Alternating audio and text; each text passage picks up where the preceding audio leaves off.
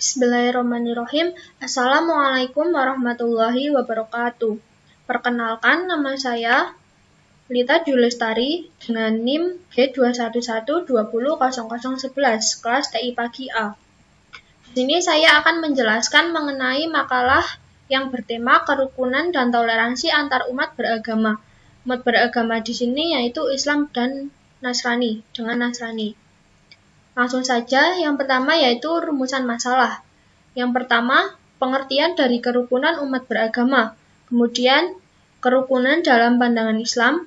Dilanjut dengan kerukunan dalam pandangan Nasrani. Faktor pendukung terjadinya toleransi antar umat beragama. Dan yang terakhir yaitu faktor penghambat terjadinya toleransi antar umat beragama. Memasuki yang pertama, di sini ada pengertian kerukunan umat beragama. Kerukunan memiliki arti damai dan perdamaian. Kerukunan antar umat beragama adalah cara atau sarana untuk mempertemukan, mengatur hubungan luar antar orang yang tidak seagama atau antar golongan umat beragama dalam kehidupan sosial kemasyarakatan. Selanjutnya, kerukunan menurut KBBI yang diterbitkan oleh Departemen Pendidikan dan Kebudayaan diartikan sebagai hidup bersama dalam masyarakat dengan kesatuan hati dan sepakat untuk tidak menciptakan perselisihan dan pertengkaran. Jadi dapat disimpulkan bahwa kerukunan adalah hidup damai dan tentram, saling toleransi antar masyarakat yang beragama sama maupun berbeda, dan kesediaan dalam menerima adanya perbedaan keyakinan dengan orang lain maupun kelompok lain, membiarkan orang lain untuk mengamalkan ajaran yang diyakini oleh masing-masing individu, dan kemampuan untuk menerima perbedaan. Selanjutnya yaitu kerukunan umat beragama dalam pandangan Islam. Konsep toleransi beragama dalam Islam bukanlah membenarkan dan mengakui semua agama dan keyakinan yang ada saat ini. Toleransi bukan mengakui semua agama sama, apalagi membenarkan tata cara beribadah umat agama lain. Tidak ada toleransi dalam hal akidah dan ibadah. Karena sesungguhnya bagi orang Islam, agama yang diridhoi di sisi Allah Subhanahu wa Ta'ala hanyalah Islam.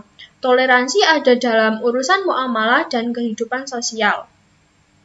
Dalam Islam, toleransi adalah mengakui adanya keberagaman keyakinan dan kepercayaan di masyarakat tanpa saling mencampuri urusan keimanan, kegiatan, tata cara, dan ritual peribadatan agama masing-masing.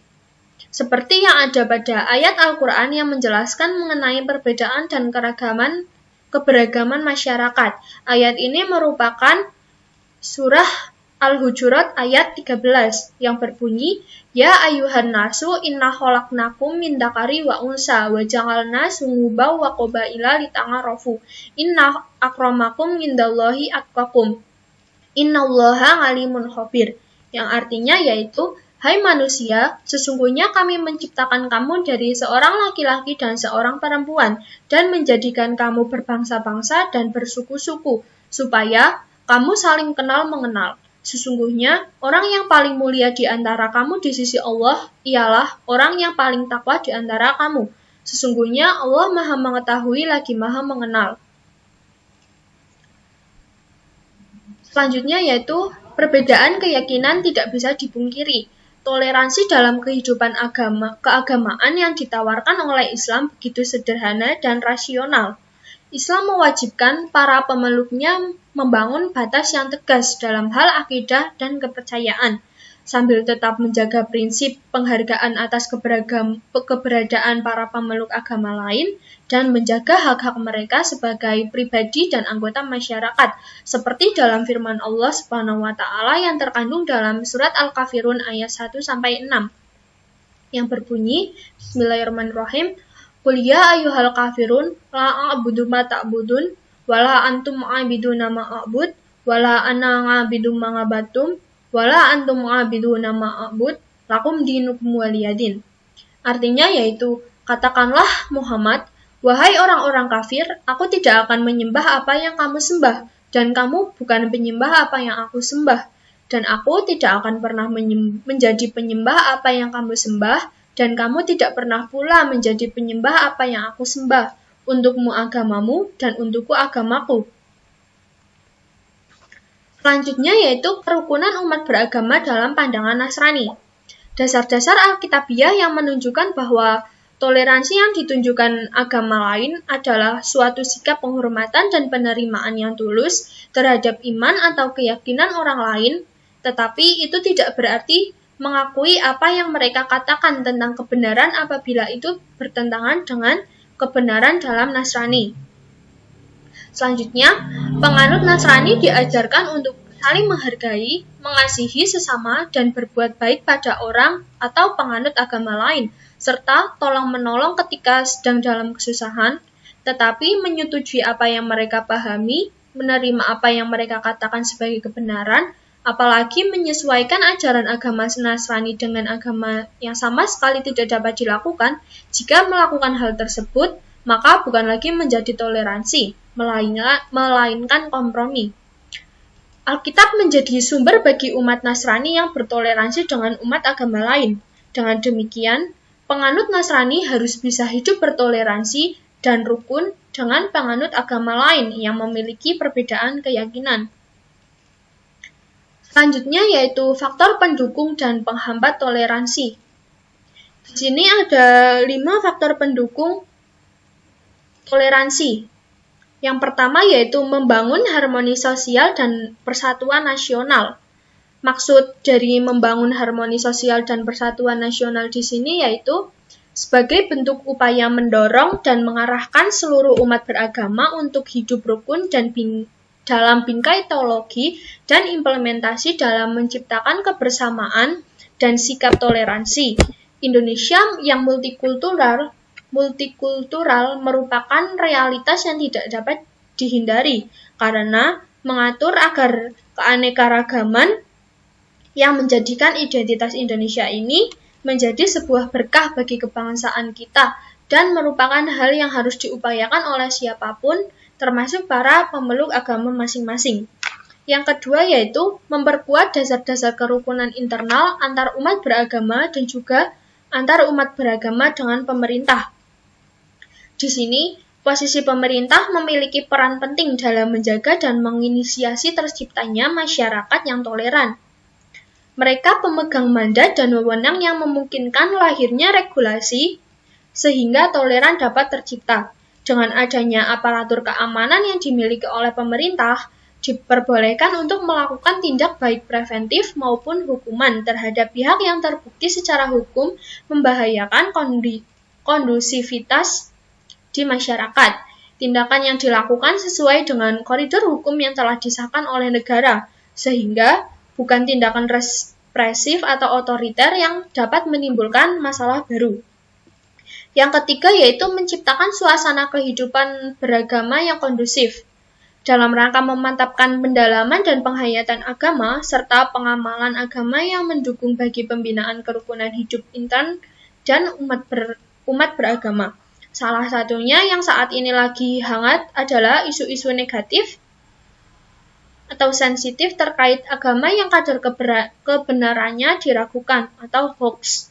Sebaiknya tidak langsung dipercaya, apalagi begitu saja disebarkan baik di media sosial maupun dunia nyata. Hal ini tidak mengganggu suasana kondusif yang ada. Yang keempat yaitu melakukan eksplorasi secara luas tentang pentingnya nilai-nilai kemanusiaan.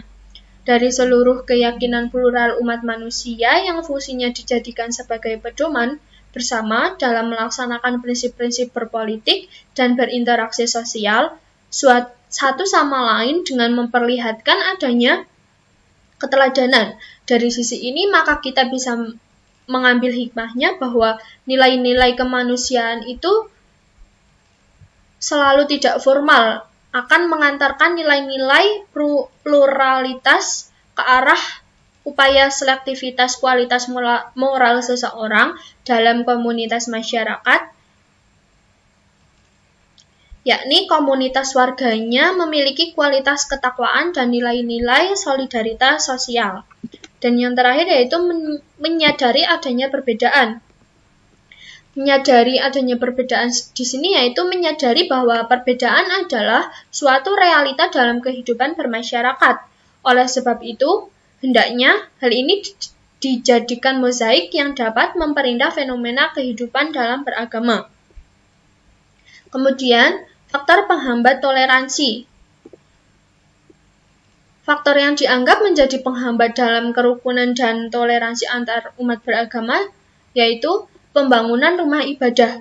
Rumah ibadah bukan semata-mata tempat seorang hamba atau komunitas agama tertentu beribadah kepada Tuhannya, namun juga menjadi tempat berkumpul, bersosialisasi, bertukar pikiran, tempat bertemu dengan teman atau saudara seiman, dan barangkali bisa menjadi tempat pembicaraan berbagai tema dalam kehidupan seperti agama, politik, hingga ekonomi.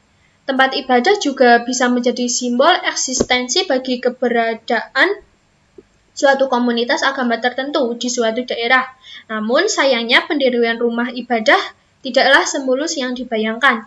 Konflik dengan pihak yang memiliki keyakinan perbedaan merupakan fenomena yang biasa muncul terkait isu pendirian rumah ibadah. Isu ini pula menjadi momok bagi terciptanya toleransi antar umat beragama di Indonesia. Konflik pendirian rumah ibadah biasanya terjadi jika dalam proses pendiriannya tidak melihat situasi dan kondisi umat beragama dalam kacamata stabilitas sosial dan budaya masyarakat setempat, maka akan menutup kemungkinan menjadi biang dari pertengkaran atau munculnya permasalahan umat beragama. Isu ini menjadi salah satu isu yang terus muncul dalam setiap konflik antar umat beragama di Indonesia. Selanjutnya yaitu ceramah agama. Terbukanya akses informasi membuat setiap orang dapat menyebarkan berbagai rekaman ceramah maupun pembicaraan yang terekam ke dunia maya dan dilihat oleh banyak orang tanpa terbatas. Kondisi ini tidak jarang memicu efek negatif. Jika konten yang tersebar bebas ke publik ternyata alih-alih menciptakan perdamaian, namun justru memicu terjadinya gerakan antar berbagai elemen masyarakat. Isu suku, agama, ras, dan antar golongan biasanya yang paling mudah menyulut amarah orang karena dianggap wilayah yang tabu. Dalam konteks antar umat beragama, ceramah-ceramah yang menyinggung agama lain merupakan hal yang tidak terelakkan untuk dibicarakan oleh pengkhotbah agama. Membandingkan antara keyakinan yang dimilikinya dengan keyakinan agama lain, terkadang cara yang dianggap layak untuk digunakan untuk menunjukkan bahwa agama yang diyakininya lebih benar dan layak dibandingkan dengan agama dan keyakinan oleh orang lain. Hanya saja hal ini dapat memicu konflik antar umat beragama atau menyeret pengkhotbah agama ke jeruji besi sebagai meja laporan polisi apabila penyiaran agama bersifat agitasi dan memaksa kehendak bahwa agama sendirilah yang paling benar dan tidak mau memahami keberadaan agama lain, maka dapat memunculkan permasalahan agama yang kemudian akan menghambat kerukunan antar umat beragama.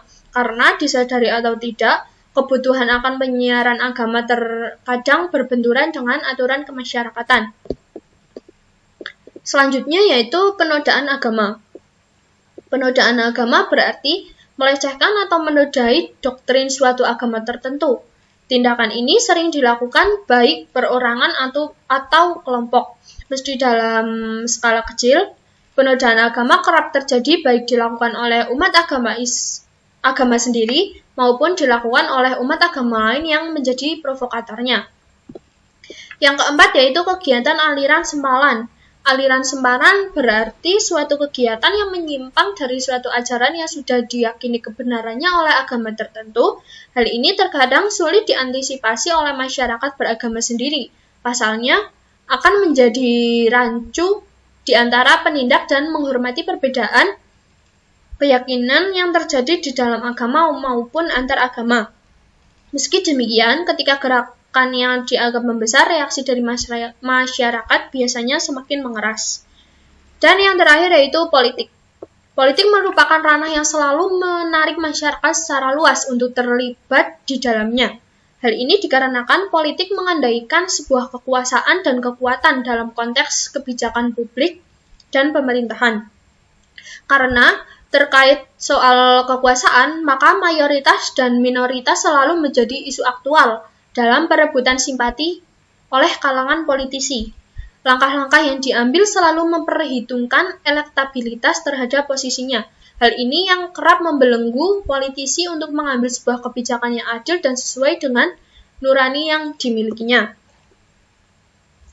Sekian presentasi yang bisa saya sampaikan. Maaf apabila banyak kekurangan. Terima kasih. Wassalamualaikum warahmatullahi wabarakatuh.